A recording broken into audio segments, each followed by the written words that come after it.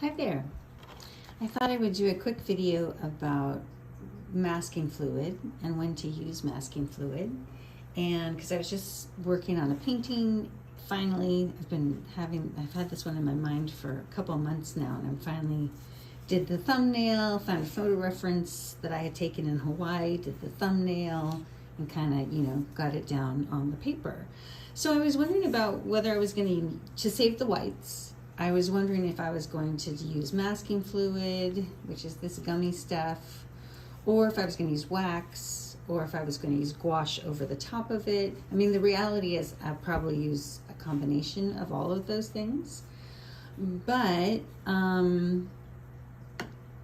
couldn't decide how I was going to do it. The thing about masking fluid is it leaves obviously I would be doing it on these little beautiful petal ridges that are facing my light. So, that is such a beautiful image in a plumeria, which is what I have drawn here.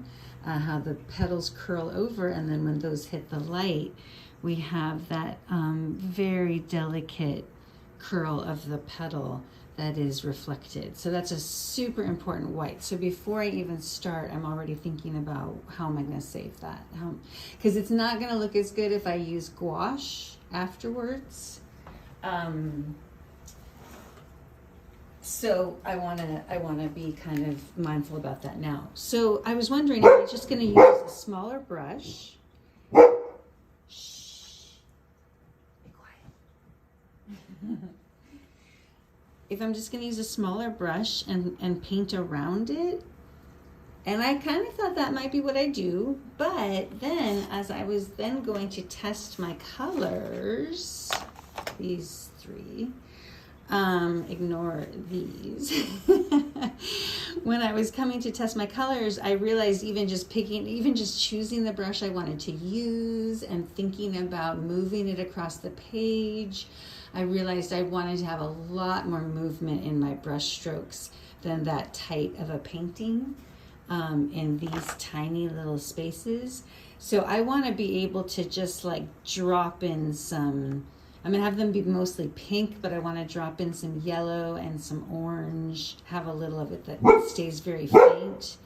And so I could just feel, just thinking about putting my brushes in my hand, that I will want to use masking fluid, at least in some places, so that I can retain that freedom.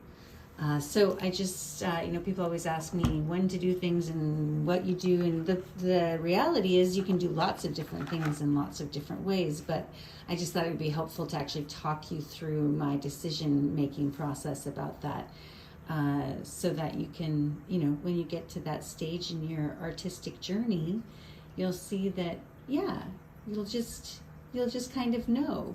And if you don't know right now, then that's a great time to just explore, and don't explore on something that you've spent 3 months thinking about.